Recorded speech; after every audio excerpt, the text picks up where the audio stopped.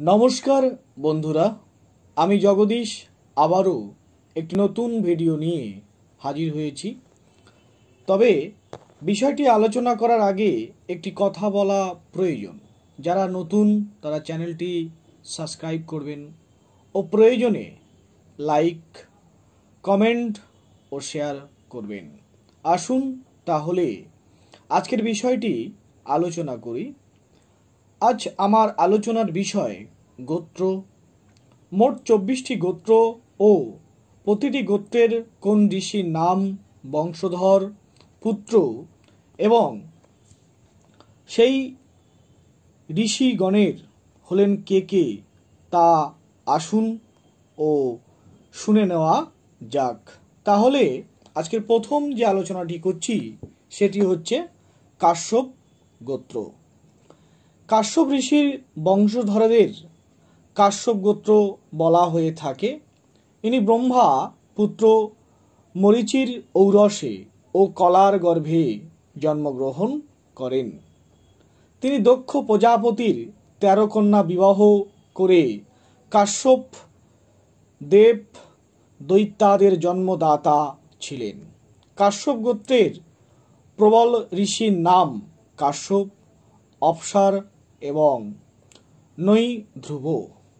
দ্বিতীয় যে গোত্রটি আলোচনা করছি সেটি হচ্ছে শাণ্ডিল্য গোত্র। এই শাণ্ডিল্য মুনির বংশধরদের শাণ্ডিল্য গোত্র বলা হয়।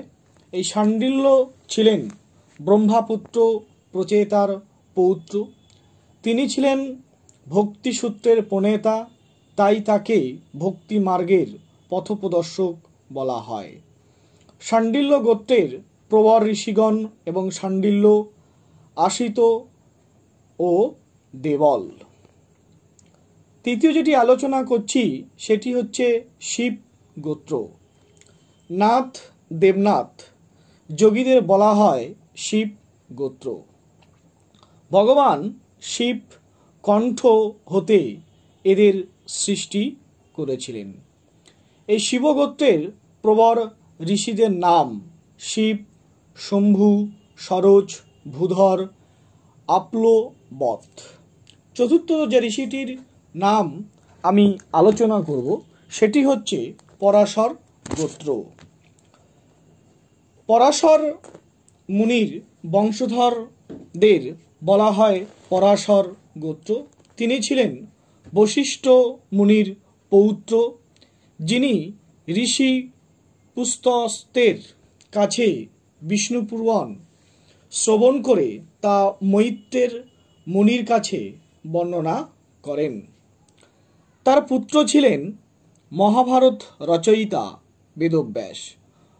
প্রবর ঋষিরা ছিলেন বশিষ্ঠ, শান্তি এবং পরাশর। পঞ্চম যে গোত্রটি আলোচনা করব সেটি হলো শক্তি গোত্র। এই শক্তি ঋষির বংশধরদের বলা হয় শক্তি গোত্র। তিনি অঙ্গিরা বংশীয় একজন ঋষি ছিলেন। এই শক্তি গোত্রের প্রবর ঋষির নাম বশিষ্ঠ, শক্তি এবং পরাশর। ষষ্ঠত যে গোত্রটি আলোচনা করব সেটি হচ্ছে বিষ্ণু গোত্র। বিষ্ণু নামক ঋষির বংশধরদের বলা হয় বিষ্ণু গোত্র। এই বিষ্ণু গোত্রের প্রবর ঋষিদের নাম বিষ্ণু, বুদ্ধি, কৌরব। এই হচ্ছে বিষ্ণু গোত্র। সপ্তম যে গোত্রটি আলোচনা করব সেটি হচ্ছে কাত্যায়ন গোত্র। কাত্যায়ন ঋষি বংশধরদের বলা হয় কাত্যায়ন গোত্র। অযোধ্যারাজ দশরথের ব্রাহ্মণ মন্ত্রী ছিলেন কাত্যায়ন। তিনি বেদের অনুক্রমকার রচয়িতা ছিলেন। প্রবর ঋষির নাম অত্রি, ভৃগু এবং হচ্ছে বশিষ্ঠ। অষ্টম যে গোত্রটি আলোচনা করব সেটি হচ্ছে অগস্ত্য গোত্র। অগস্ত্য ঋষির বংশধরদের বলা হয় অগস্ত্য গোত্র। দেবতা মৈত্রী মিত্র বরুণের ঔরসে ও উর্বশীর গর্ভে তার জন্ম। পুরাণ মতে তিনি একবার সমুদ্র পান করেছিলেন। বনবাসকালে রাম অগস্ত্য মুনির আশ্রম থেকে অক্ষয় তুনিয়োদয় বৈষ্ণবধনু ও মহাস্ত্র প্রাপ্ত হন। অগস্ত্য গোত্রের প্রভা ঋষি হলেন অগস্ত্য, জৈমিনী এবং দধীচি। নবম যে গোত্রটি আলোচনা করব সেই গোত্রটি হচ্ছে বৃহস্পতি গোত্র। দেবগুরু বৃহস্পতির বংশধরদের বলা হয় বৃহস্পতি গোত্র। তিনি ছিলেন ব্রহ্মাপুত্র অঙ্গিরার পুত্র। তিনি দেবগণের একাধিকবার রক্ষা করেছেন। ভরদ্বাজ মুনি তার পুত্র ছিলেন। এই প্রভা ঋষিরা হলেন কপিল, বৃহস্পতি, পার্বণ ইত্যাদি। এবার দশম যে গোত্রটি আলোচনা করব সেটি হচ্ছে বিশ্বামিত্র গোত্র। বিশ্বামিত্র ঋষির বংশধরদের বলা হয় বিশ্বামিত্র গোত্র। ব্রহ্মর্ষি বিশ্বামিত্রের কথা রামায়ণে বহুবার বর্ণিত হয়েছে। এই বিশ্বামিত্র গোত্রের প্রভা ঋষিদের নাম বিশ্বামিত্র, মরীচি এবং কৌশিকী। এবার 11তম যে গোত্রটি আলোচনা করব সেটি হচ্ছে মৌদগল্য গোত্র। মুদ্গল ঋষির বংশধরদের বলা হয় মৌদগল্য গোত্র। চন্দ্রবংশীয় হর্যাসের পুত্র মুদুগল থেকে তার উৎপত্তি।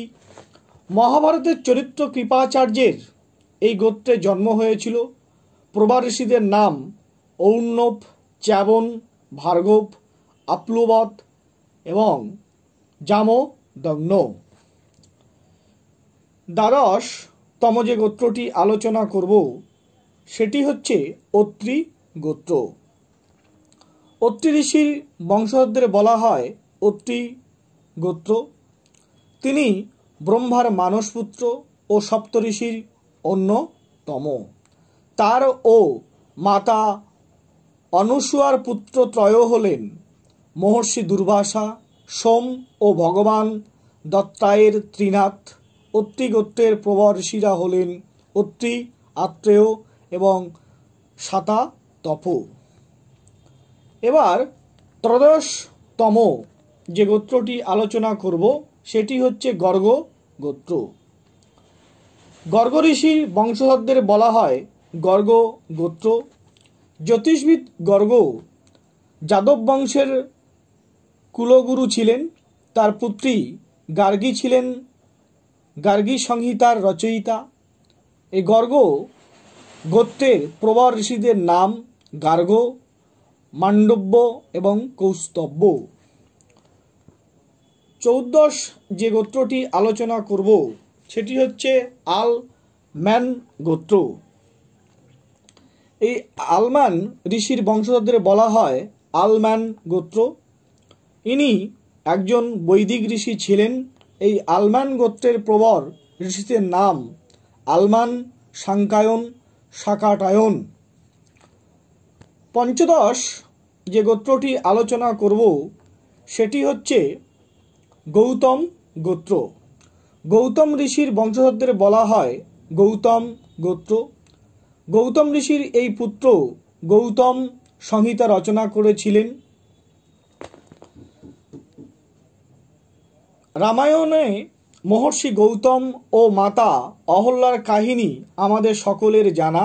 এই গৌতম গোত্রের প্রবল ঋষিদের নাম গৌতম, আঙ্গিরস, বৃহস্পত্য, অপ্সার এবং নৈ ধ্রুব। 16তম যে অধ্যায়টি বা যে গোত্রটি আলোচনা করব সেটি হচ্ছে কৌশিক গোত্র। কৌশিক ঋষির বংশধরদের বলা হয় কৌশিক গোত্র। লঙ্কা জয় করে ফিরে এলে রামকে আশীর্বাদ করতে তিনি একদা অযোধ্যায় এসেছিলেন। এই কৌশিক গোত্রের প্রভা ঋষিদের নাম হচ্ছে কৌশিক, অত্রি এবং জামদগ্ন। এবার 17তম যে অধ্যায় বা গোত্রের কথা যেটি আলোচনা করছি সেটা হচ্ছে ভরদ্বাজ গোত্র। ভরদ্বাজ ঋষি বংশধরদের বলা হয় ভরদ্বাজ গোত্র। ইনি দেবগুরু বৃহস্পতির পুত্র ছিলেন। কথিত আছে হিমালয় দর্শনে গিয়ে অপ্সরা ঘৃতাচির প্রেমে পড়েন তার পুত্র মহাভারতে রথী আচার্য দ্রোণ। ভরদ্বাজ গোত্রের প্রবর ঋষিদের নাম ভরদ্বাজ, আঙ্গিরস এবং বহস্পত্য। অষ্টাদশ যে গোত্রটি আলোচনা করব সেটি হচ্ছে আঙ্গিরস গোত্র। এই আঙ্গিরস মুনির বংশধরদের বলা হয় আঙ্গিরাস গোত্র। তার পিতা ঋষি অঙ্গিরা ছিলেন সপ্ত ঋষির একজন। এই গোত্রের প্রবর ঋষিরা আঙ্গিরস, বশিষ্ঠ এবং বহস্পত্য। এবার 19তম যে গোত্রটির কথা আলোচনা করব সেটি হচ্ছে আত্রেয় গোত্র। আত্রেয় মুনির বংশধরদের বলা হয় আত্রেয় গোত্র। তিনি হলেন অত্রি ঋষির বংশধর। ভারত এবং নেপালের আয়ুর্বেদের বহু ক্ষেত্রে তার অবদান আছে। আত্রেয় গোত্রের প্রবর ঋষিদের নাম আত্রেয়, শাতাতপ এবং সাংখন্য। এবার 20তম যে গোত্রটির কথা আলোচনা করব সেটি হচ্ছে কুশিক গোত্র। কুশিক ঋষির বংশধরদের বলা হয় কুশিক গোত্র। কুশিক সোমবংশীয় নরপতি কুশের অন্যতম পুত্র ছিলেন। কুশিক গোত্রের ঋষির নাম কুশিক, কৌশিক এবং বিশ্বামিত্র। 21তম যে গোত্রটির কথা আলোচনা করব সেটি হচ্ছে শুনক গোত্র। শুনক ঋষির বংশধরদের বলা হয় শুনক গোত্র। তিনি ঐর্বের পৌত্র ছিলেন।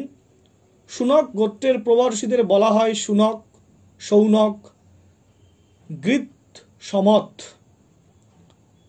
22তম যে গোত্রটির কথা আলোচনা করব সেটি হচ্ছে ঘৃতকৌশিক গোত্র। এই ঘৃতকৌশিক ঋষির বংশধরদের বলা হয় ঘৃতকৌশিক গোত্র। তিনি ঋষি কৌশিকের পুত্র। তিনি এই গোত্রের প্রবর ঋষিরা হলেন কুশিক, কৌশিক এবং ঘৃত কৌশিক। এবার 23তম যে গোত্রটির কথা আলোচনা করব সেটি হচ্ছে কাম্য গোত্র। কাম্য ঋষির বংশধরদের বলা হয় কাম্য গোত্র। তিনি পুরুর্বংশীয় পতিরথের পুত্র ছিলেন। তার পুত্র মেধাতিথি ঋগ্বেদ গ্রন্থ প্রণয়ন করে ব্রহ্মণত্ব লাভ করেন। এই কাম্য গোত্রের প্রবর ঋষিরা হলেন কাম্য, অশ্বত্থ এবং দেবল। এবার 24তম যে গোত্রটির কথা আলোচনা করব সেটি হচ্ছে জাতুকর্ণ গোত্র। এই জাতুকর্ণ ঋষির বংশধরদের বলা হয় জাতুকর্ণ গোত্র। তিনি এই আত্রেয় ঋষির প্রধান শিষ্য ছিলেন।